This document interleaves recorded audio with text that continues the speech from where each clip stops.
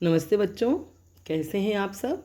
आज हम कक्षा 11 हिंदी साहित्य की पाठ्य पुस्तक अंतरा, जिसमें टॉर्च बेचने वाले पाठ का अध्ययन करेंगे, जिसके लेखक हैं हरिशंकर परसाई, जो बहुत ही प्रसिद्ध व्यंग्यकार हैं।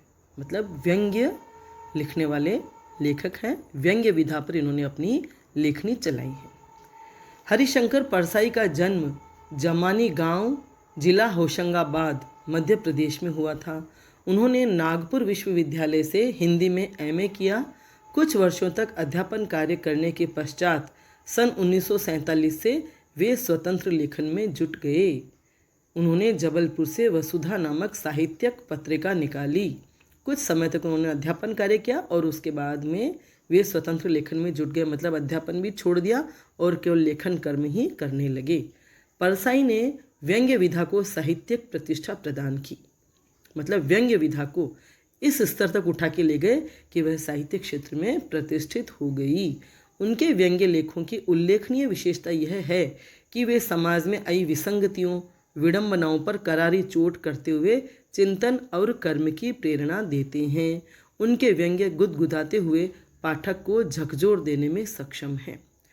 उनके व्यंग्य लेखों की ये विशेषता है कि समाज में जो भी विसंगतियाँ और विडंबनाएं हैं, क्या होना चाहिए और क्या होता है, क्या देखते हैं और सच्चाई क्या है। मतलब दिखाई कुछ और देता है, अंदर की सच्चाई कुछ और होती है। ऐसी चीज़ें या ऐसी स्थितियाँ जो होती है वे विसंगतियाँ और विडंबनाएं कहलाती हैं। तो उन पर उन्होंने करारी चोट की है और उसके माध्यम से, मतलब जब वो ऐसा कोई लेख लिखते हैं या ऐसी कोई कहानी, जैसे हम ये पढ़ेंगे टॉर्च बेचने वाले, तो देखना आपको कहाँ कहाँ चुभन महसूस होती है और आप क्या सोचते हैं। हंसी भी आएगी, चुभेगी भी सही, और आप सोचेंगे भी सही कि क्या होना चाहिए क्या नहीं होना चाहिए। तो चिंतन और कर्म, मतलब हमें सोचने के लिए और उसके अनुसार कर्म करने की प्रेरणा इनके व्यंग्य विधाओं से, मतलब व्यंग्य की जो कहानियाँ या जो लेखन इनका, उससे मिलता है। उनके व्यंग्य गुदगुदाते हुए पाठक को झकझोर देने में सक्षम है। क्योंकि व्यंग्य ऐसा होता है जो हमें थोड़ा हंसाता भी है, गुदगुदाता है, और लेकिन हमें झकझोर भी देता है कि वास्तविकताएं क्या है और हम किस नशे में हैं या हम किस खुमारी में हैं। ठीक है। भाषा प्रयोग में परसाई को असाधारण कुशलता प्राप्त है। भाषा के प्रयोग में परसाई जी को असाधारण कुशलता, मतलब भाषा प्रयोग उन्होंने ऐसा किया है जिससे व्यंग्य तीखी धार वाले बन जाते हैं। वे प्रायः बोल चाल के शब्दों का प्रयोग सतर्कता से करते हैं। कौन सा शब्द कब और कैसा प्रभाव पैदा करेगा, इससे वे बखूबी जानते थे। परसाई ने 2 दर्जन से अधिक पुस्तकों की रचना की है, जिनमें विशेष रूप से उल्लेखनीय है हंसते हैं रोते हैं, जैसे उनके दिन फिरे। ये जो 2 हैं वो कहानी संग्रह हैं। रानी नागफनी की कहानी, तट की खोज, ये 2 उपन्यास हैं। तब की बात और थी, भूत के पांव पीछे, बेईमानी की परत, पगडंडियों का जमाना, सदाचार की तावीज, शिकायत मुझे भी है, और अंत में ये निबंध संग्रह हैं। तो उन्होंने व्यंग्य को लेकर के निबंध बहुत ज़्यादा लिखे। वैष्णव की फिसलन, तिरछी रेखाएं, ठिठुरता हुआ गणतंत्र, विकलांग श्रद्धा का दौर व्यंग्य लेखों का संग्रह है। उनका समग्र साहित्य परसाई रचनावली के रूप में 6 भागों में प्रकाशित है। उन्होंने कहानियाँ, उपन्यास, निबंध और लेख तो लिखे ही, लेकिन इसके बाद में इस सारे साहित्य को परसाई रचनावली के रूप में प्रकाशित किया गया, जिसके 6 ग्रंथ प्रकाशित हुए। यहाँ संकलित रचना टॉर्च बेचने वाले में टॉर्च के प्रतीक के माध्यम से परसाई ने आस्थाओं के बाजारीकरण और धार्मिक पाखंड पर प्रहार किया है।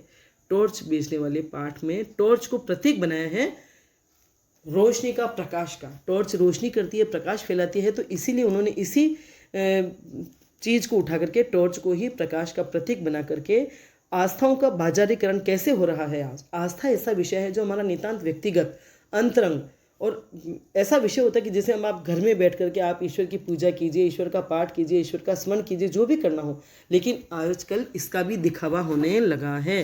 व्यक्ति घर से बाहर निकल करके अपनी पूजा पाठ, अपनी आस्थाओं को प्रदर्शित करता है, और उसकी इस प्रवृत्ति को देखते हुए ढोंगी साधु, संत, पंडित, मौलवी वगैरह सब पैदा होने लगे हैं, और वे इसका आस्था का भरपूर बाजारीकरण कर रहे हैं और अपना धंधा चला रहे हैं और धार्मिक पाखंड फैला रहे हैं। तो इस पर उन्होंने इस पाठ में टॉर्च के माध्यम से प्रहार किया है।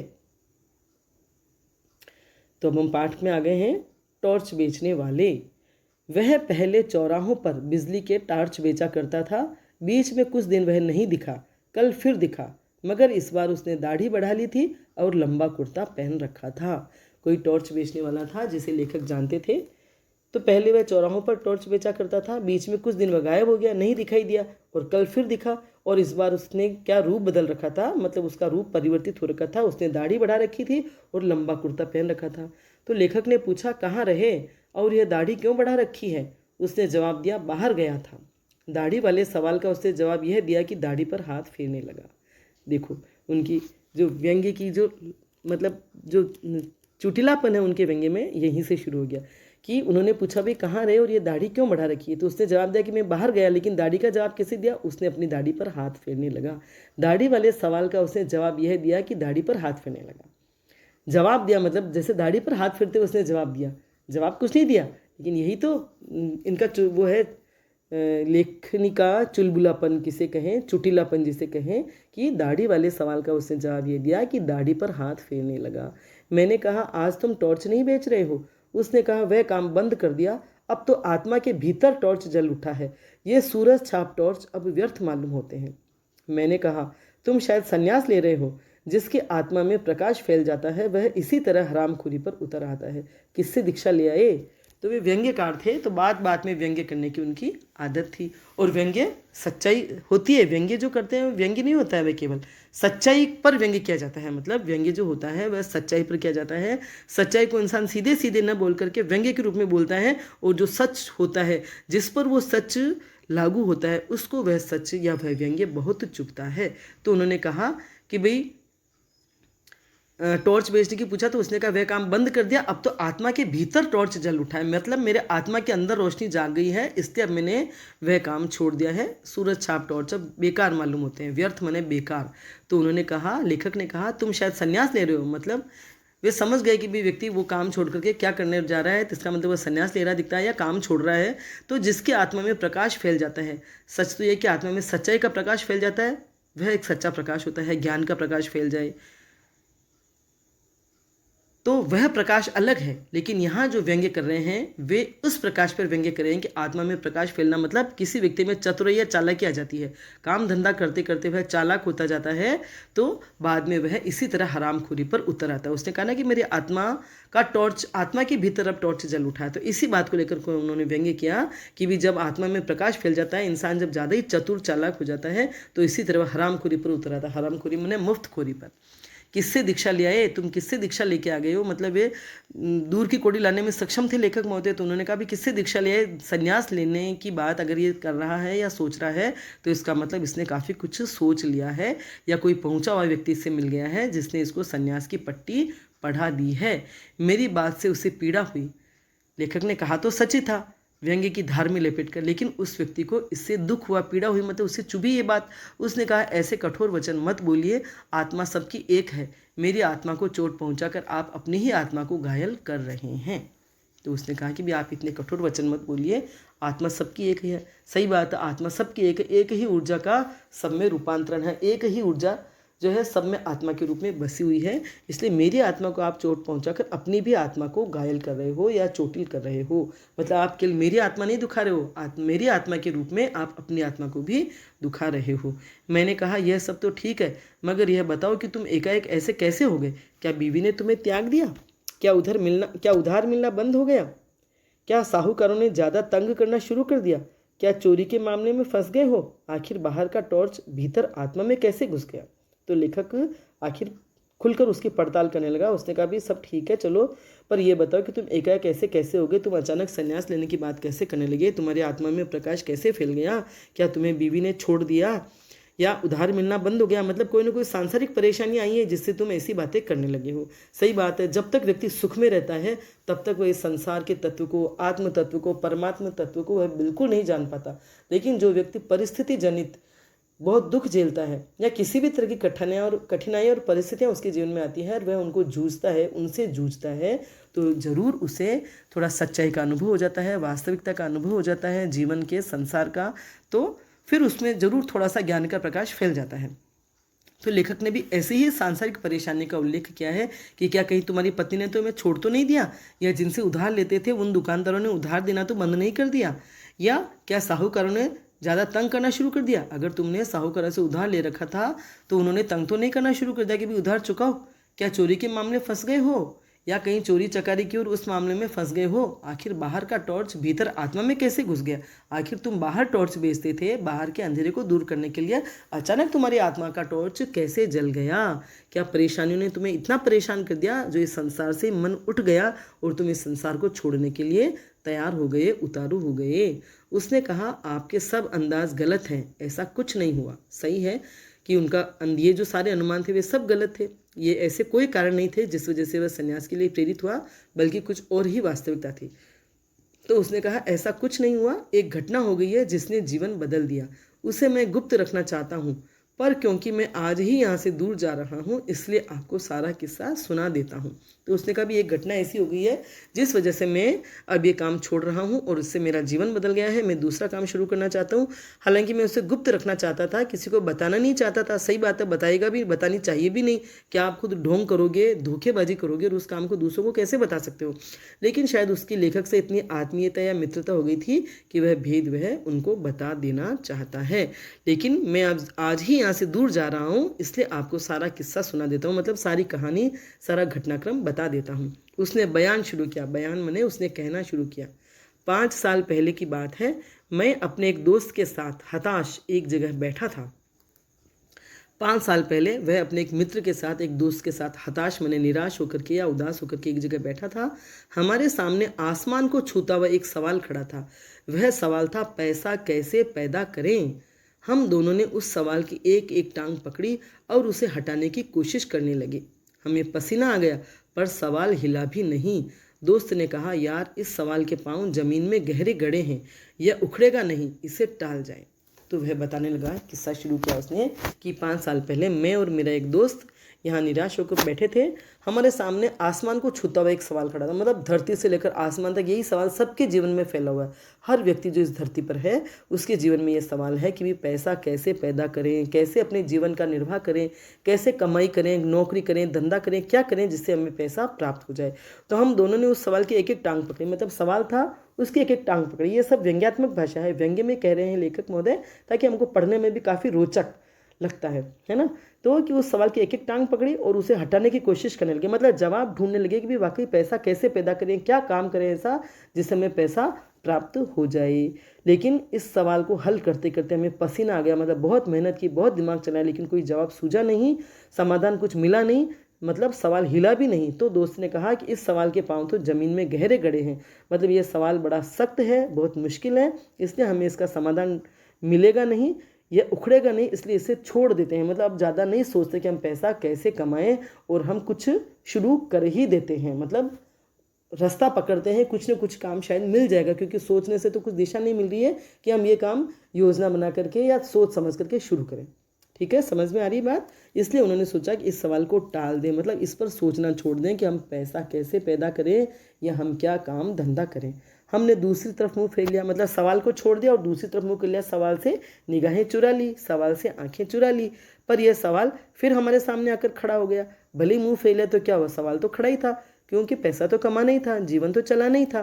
तब मैंने कहा, यार यह सवाल टलेगा नहीं, चलो इसे हल ही कर दें। पैसा पैदा करने के लिए कुछ काम धंधा करें। हम इसी वक्त अलग अलग दिशाओं में अपनी अपनी किस्मत आजमाने निकल पड़े। 5 साल बाद ठीक इसी तारीख को इसी वक्त हम यहाँ मिले। तो उन्होंने सोचा कि भी सवाल तो सवाल है, ये समस्या तो है ही जीवन का निर्वाह करने की, पैसा कमाने की, इसलिए अब हमें कोई तरीका सूझ नहीं रहा है, लेकिन करना तो पड़ेगा ही कुछ ना कुछ काम धंधा। मतलब उन्होंने पहले ये सोचा होगा कि कुछ करें ना धने और पैसा मिल जाए, लेकिन ऐसा कुछ सूझा नहीं। तो अब वे सोच रहे हैं कि अब हमें काम धंधा करना चाहिए और हम इसी वक्त दोनों अलग अलग दिशा में अपनी किस्मत को आजमाने के लिए चल पड़े और 5 साल बाद ठीक इसी जगह आकर वापस मिलेंगे कि आखिर तुमने क्या किया, मैंने क्या किया या हमने क्या पाया। दोस्त ने कहा, यार साथ ही क्यों न चलें? तो दोस्त ने ये सुझाव दिया कि भी साथ ही चलते हैं, अलग अलग नहीं। मैंने कहा, नहीं, किस्मत आजमाने वालों की जितनी पुरानी कथाएं मैंने पढ़ी है, सब में वे अलग अलग दिशा में जाते हैं। साथ जाने में किस्मतों के टकराकर टूटने का डर रहता है। तो उसने कहा कि जो भी लोग आज तक अगर किस्मत आजमाने के लिए निकले, काम धंधा करने के लिए, बगैर किसी दिशा या योजना बनाए हुए निकले तो वे सब अलग अलग ही निकले हैं, क्योंकि जितनी भी कहानियाँ मैंने पढ़ी है वे सब अलग अलग दिशा में जाते हैं, फिर अचानक उनके साथ उनकी किस्मत साथ देती है और वे काफ़ी कुछ कमा लेते हैं। अगर साथ गए तो हमारी किस्मत टकरा जाएगी, अगर किसी एक की भी किस्मत खराब होगी तो वो भी साथ साथ चलती रहेगी, तो दूसरे की किस्मत अच्छी होगी तो भी शायद वो कुछ कर नहीं पाएगा। किस्मतों के टकरा कर टूटने का डर रहता है। ठीक है, तो साहब हम अलग अलग चल पड़े।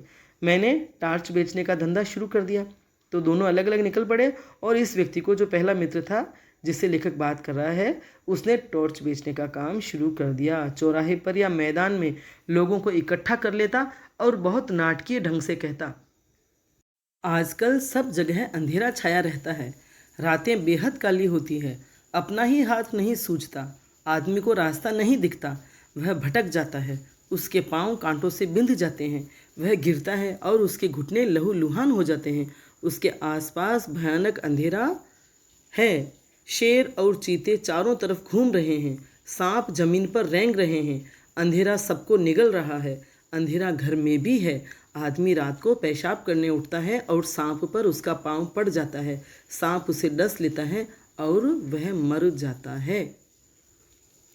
तो लेखक ये बता रहे हैं कि वह जो दोनों में से एक जो मित्र था, टॉर्च बेचने का जिसने धंधा शुरू किया, किसी चौराहे पर या मैदान में लोगों को इकट्ठा कर लेता और नाटकीय ढंग से कहता, मतलब इस तरह से कहता कि लोग उसकी बातों में आ जाते, मतलब नाटकीयता से कहता, नाटक करता। आजकल सब जगह अंधेरा छाया रहता है, मतलब वो उसे अपनी टॉर्च बेचनी है तो उसकी भूमिका बनाता है वह कि टॉर्च की ज़रूरत व्यक्ति को किस समय पड़ती है, तो ऐसा वातावरण क्रिएट करता और उनके मन में ऐसे भाव जगाता। और उनके लिए वह क्या कहता कि आजकल सब जगह अंधेरा छाया रहता है और रातें बहुत काली होती है, मतलब बेहद मैंने बहुत ज़्यादा, कि रातों में बहुत अंधेरा होता है, अपना हाथ ही नहीं सूझता, खुद को ऐसा अंधेरा होता है कि अपने को अपना हाथ ही नहीं सूझता, तो फिर आदमी को रास्ता कैसे दिखेगा, वह भटक जाता है। जब उसे रास्ता दिखाई नहीं देता है तो वह जाना कहाँ और होता है, वह चला कहीं और जाता है और उसके पाँव कांटों से बिंध जाते हैं। रास्ते में अगर कांटे पत्थर कुछ होते हैं तो वे भी चुभ जाते हैं, वह गिर जाता है, फिर उसके घुटने लहूलुहान हो जाते हैं, मतलब घुटनों से पैरों से खून आने लगता है और उसके आसपास भयानक अंधेरा है। और हर व्यक्ति के आसपास, मतलब जब भी वह कहीं जा रहा होता है रात के समय, तो आसपास बहुत ही घना अंधेरा होता है, शेर और चीते चारों तरफ घूम रहे हैं, कोई भी जंगली जानवर कभी भी कहीं पर भी मिल सकता है, कहीं पर भी घूम सकता है, सांप जमीन पर रेंग रहे हैं और अंधेरा सबको निगल रहा है, अंधेरा घर में भी है। आदमी रात को अगर पेशाब करने उठता है तो सांप पर उसका पाँव पड़ जाता है, क्योंकि सांप कहीं पर भी हो सकता है, कहीं पर भी मिल सकता है। तो इस तरह से वह उनको डराने वाला वातावरण क्रिएट करता है ताकि उसकी टॉर्च बिक जाए। आप ज़रूरत पैदा करोगे तभी तो वो उस ज़रूरत की चीज़ को खरीदेगा, तो उसे टॉर्च बेचनी है, तो टॉर्च बेचने के लिए क्या करेगा, वह पहले लोगों को डराएगा, अंधकार से डराएगा, क्योंकि टॉर्च हम अंधेरा होते तभी जलाते हैं और उसकी रोशनी में हम इधर उधर कहीं जाते हैं। तो इस तरह से वह डरा रहा है, सांप उसे डस लेता और वह मर जाता है। आपने तो देखा ही है साहब कि लोग मेरी बातें सुनकर कैसे डर जाते थे। तो लेखक महोदय ने भी देखा होगा कि वह इस तरह की बातें करता था, बड़ी एक्टिंग करके, तो लोग बाग उसकी बातें सुन के डर जाते, क्योंकि उस वक्त वही वातावरण उनके आसपास उन्हें महसूस होने लगता है कि जैसे हम अंधेरे में बैठे हैं। तो इस तरह से लोग डर जाते। भर दोपहर में वे अंधेरे के डर से काँपने लगते थे। आदमी को डराना कितना आसान है।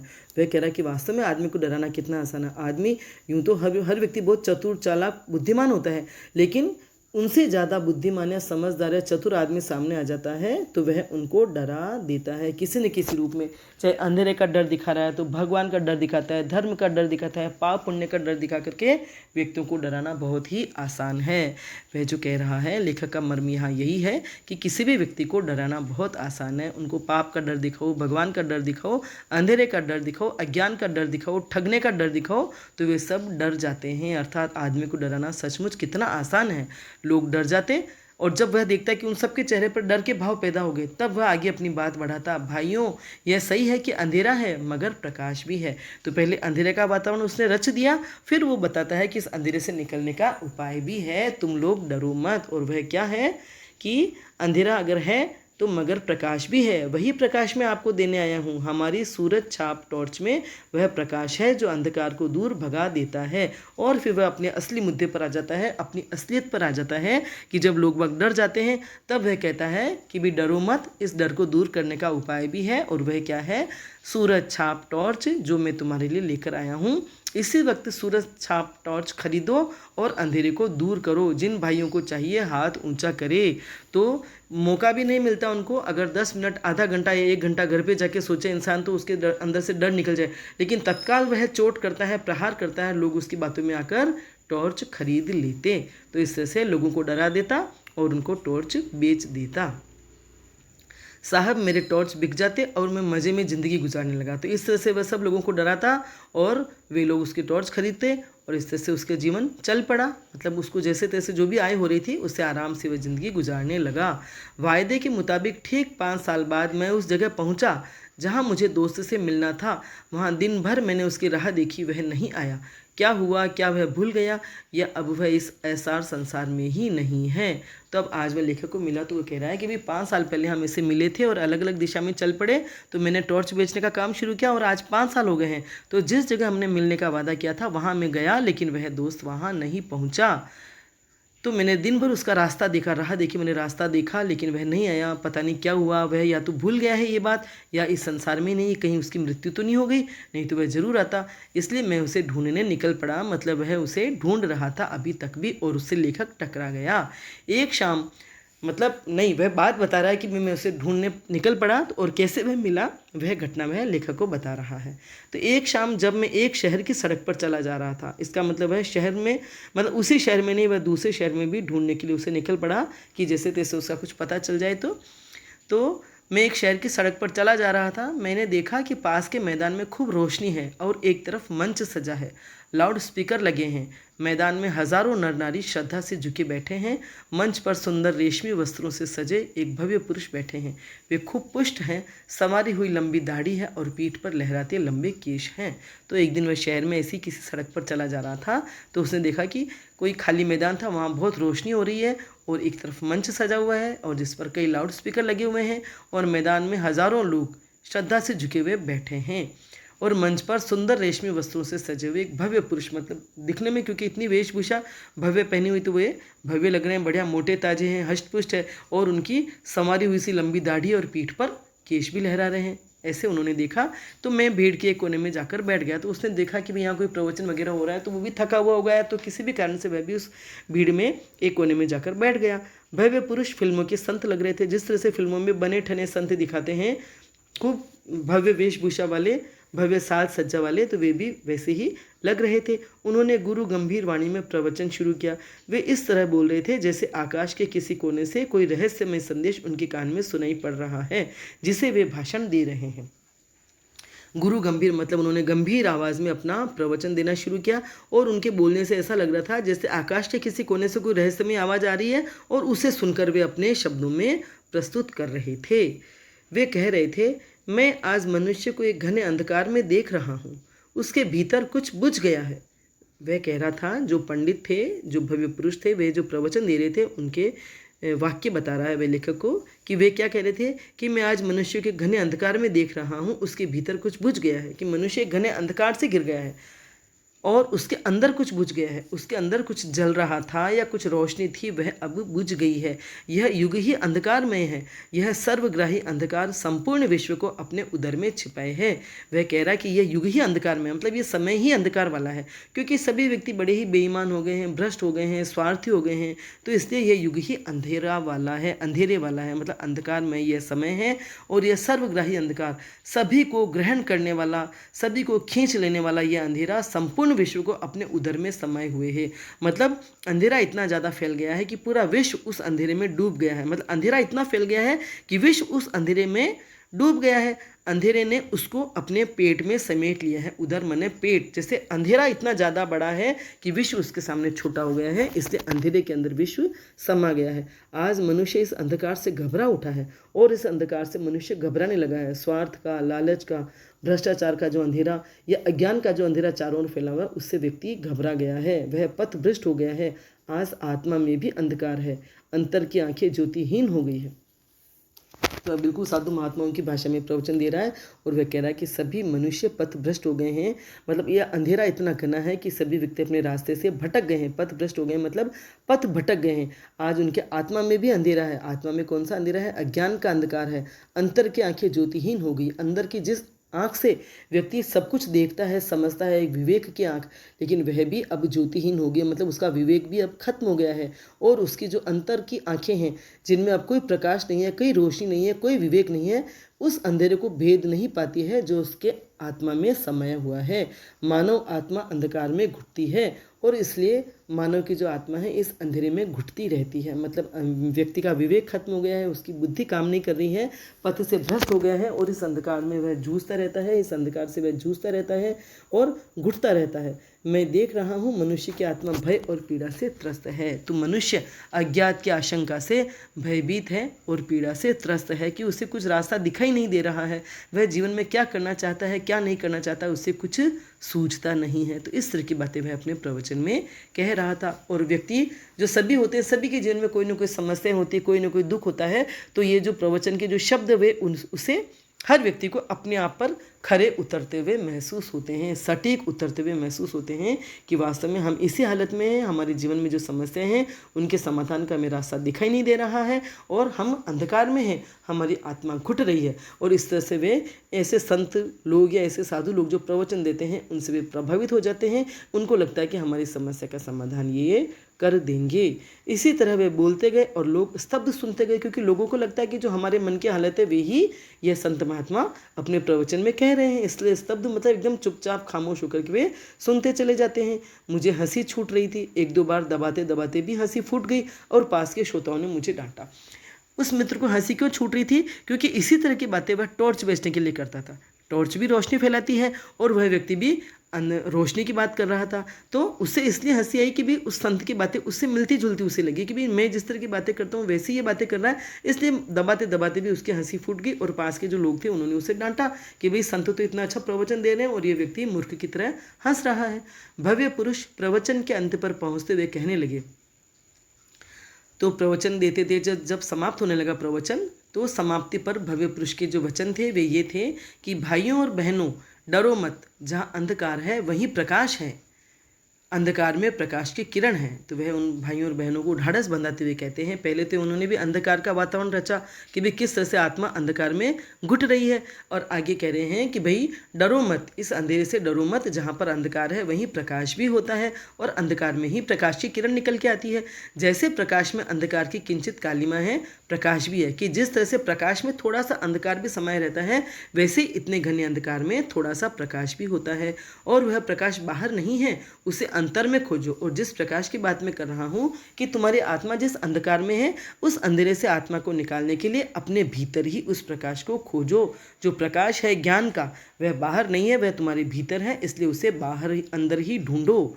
अंतर में बुझी उस ज्योति को जगाओ, जो विवेक की, जो बुद्धि की, जो ज्योति, जो रोशनी तुम्हारे अंदर बुझ गई है उसे अब जगाओ। मैं तुम सबका उस ज्योति को जगाने के लिए आह्वान करता हूँ। अब अपनी इस वास्तविकता पर आ गया है कि जो ज्योति तुम्हारे अंदर बुझी हुई है, जो प्रकाश तुम्हारे अंदर बुझ गया है और जिस अंधकार में भटक रहे हो, तो उस प्रकाश को जगाने के लिए ही मैं तुम्हारा आह्वान करता हूँ। मैं तुम्हें यही प्रेरणा देने आया हूँ कि तुम उस अंधकार को दूर भगाने के लिए अपने भीतर के प्रकाश को जगाओ। मैं तुम्हारे भीतर वही शाश्वत ज्योति को जगाना चाहता हूँ, मैं तुम्हारे भीतर वही प्रकाश फैलाना चाहता हूँ। इसलिए हमारे साधना मंदिर में आकर उस ज्योति को अपने भीतर जगाओ। इसलिए हमारे आश्रम में आओ, हमारे उस मंदिर में आओ जहाँ पर साधना की जाती है, और वह साधना करके अपने अंदर की रोशनी को जगाओ, अपनी आत्मा के अंधकार को मिटाओ। साहब, अब तो मैं खिलखिलाकर हंस पड़ा। पास के लोगों ने मुझे धक्का देकर भगा दिया। मैं मंच के पास जाकर खड़ा हो गया। अब इतनी बातें सुन के वह खिलखिलाकर हंस पड़ा, क्योंकि वह टॉर्च बेचने के लिए जिस तरह से चालाकी करता था उसी तरह की चालाकी ये संत महात्मा कर रहे हैं। उसे अपनी जैसी मिलती जुलती बात लगी कि मैं भी पहले अंधकार का वर्णन करके लोगों को डराता हूँ और फिर प्रकाश दिलाने की बात करता हूँ। ऐसे ये संत पहले तो अंधकार फैला रहे हैं, अंधकार की बात कर रहे हैं, और जब लोग डर जाए और लगे कि भाई हाँ हम समस्याग्रस्त हैं, तो वे उनको प्रकाश की बात भी कह रहे हैं। हो सकता है कि वह उसकी आवाज़ से थोड़ा बहुत उसको पहचानने भी लग गया हो, इसलिए या इस मिलती जुलती बात को देख करके उसे हंसी आई, तो श्रोताओं ने उसे धक्का देकर भगा दिया। क्योंकि कोई भी ये बात बर्दाश्त नहीं कर पाएगा कि भी जिस संत महात्मा का हम इतना आदर करें कोई उनकी हंसी उड़ाए। मैं मंच के पास जाकर खड़ा हो गया। तो वह जो व्यक्ति था वह मंच के पास जाकर खड़ा हो गया। भव्य पुरुष मंच से उतरकर कार पर चढ़ रहे थे। मैंने उन्हें ध्यान से पास से देखा। उनकी दाढ़ी बड़ी हुई थी। तो जो भव्य पुरुष थे, संत महात्मा थे, वे मंच से उतरकर अपनी कार की तरफ जा रहे थे। मैंने उन्हें ध्यान से देखा तो उनकी दाढ़ी बड़ी हुई थी। उस व्यक्ति ने शायद उसकी आवाज़ को वह पहचान गया होगा, इसलिए वह वहाँ मंच के पास जाकर खड़ा हो गया और उसने देखा कि उनकी दाढ़ी बड़ी हुई थी। इसलिए मैं थोड़ा झिझका, इसलिए वह व्यक्ति थोड़ा झिझक गया, क्योंकि उसे लग तो रहा था कि शायद उसका मित्र है, लेकिन इसी बड़ी हुई दाढ़ी में वह थोड़ा पहचान नहीं पा रहा था। पर मेरी तो दाढ़ी नहीं थी, मैं तो उसी मौलिक रूप में था। उन्होंने मुझे पहचान लिया, लेकिन इस व्यक्ति की तो दाढ़ी नहीं थी। वह तो उसी रूप में था जिस रूप में 5 साल पहले वह था। तो उसको उस पुरुष ने, संत पुरुष ने पहचान लिया। उन्होंने मुझे पहचान लिया, बोले, अरे तुम। मैं पहचान कर बोलने ही वाला था कि उन्होंने मुझे हाथ पकड़कर कार में बिठा लिया। अब ये समझ गया कि पक्का वही मेरा मित्र है, तो इसलिए ये भी वापस कुछ बोलने वाला था, लेकिन उसने, उस महात्मा ने, उस संत व्यक्ति ने जो साधु के भेष में था, उसने हाथ पकड़कर उसे कार में बिठा लिया। मैं फिर कुछ बोलने लगा तो उन्होंने कहा, बंगले तक कोई बातचीत नहीं होगी, वहीं ज्ञान चर्चा होगी। तो क्योंकि वह जान रहा था कि अगर ये मुझसे बात शुरू कर देगा अपने अंदाज में तो अभी पता चल जाएगा जो भी गाड़ी में और साथ में बैठे हुए व्यक्ति हैं या ड्राइवर है, तो इसलिए उसने कहा कि बंगले तक कोई बातचीत नहीं होगी और वहीं जाकर के ज्ञान चर्चा होगी। मुझे याद आ गया कि वहाँ ड्राइवर है। बंगले पर पहुंचकर मैंने उसका ठाठ देखा। उस वैभव को देखकर मैं थोड़ा झिझका, पर तुरंत ही मैंने अपने दोस्त से खुलकर बातें शुरू कर दी। तो जहाँ वह पुरुष रहता था, भव्य पुरुष रहता था, महात्मा, वह ढोंगी महात्मा रहता था, जिस बंगले पर, वहाँ पहुँचकर मित्र ने उसका ठाठ बाढ़ देखा, उसका वैभव देखा, ऐश्वर्य देखा। तो पहले वापस फिर वह झिझका कि मैं कुछ कहूँ कि न कहूँ कि ये तो वाकई इतना बड़ा महात्मा हो गया, लेकिन तुरंत ही उस दोस्त से उसने फिर खुलकर बातें शुरू कर दी। मैंने कहा, यार तू तो बिल्कुल बदल गया। उसने गंभीरता से कहा, परिवर्तन जीवन का अनंत क्रम है। तो उसने कहा, भी तू तो बिल्कुल ही बदल गया, कैसा था और कैसा हो गया। तो उसने कहा गंभीरता से कि परिवर्तन जीवन का अनंत क्रम है, कि हमें कुछ न कुछ हमारी ज़िंदगी में बदलाव आते रहते हैं और बदलाव जीवन में चलने वाला अनंत क्रम है। मतलब जीवन में कभी बदलाव खत्म नहीं होते हैं, समाप्त नहीं होते हैं, और ये होते रहते हैं। ठीक है, समझ में आ रहा है आपको?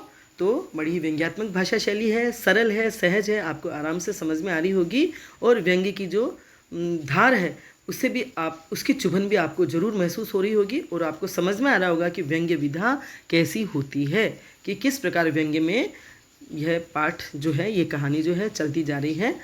शेष अंश हम कल पढ़ेंगे। आज इतना ही। वीडियो आपको पसंद आया हो, समझ में आया हो तो लाइक करें, अपने फ्रेंड्स के साथ शेयर करें, मेरे चैनल को सब्सक्राइब करें, बेल आइकन भी अवश्य टच करें, ताकि जो भी वीडियो मैं बनाऊंगी उसकी सूचना आपको तत्काल मिल जाएगी। धन्यवाद।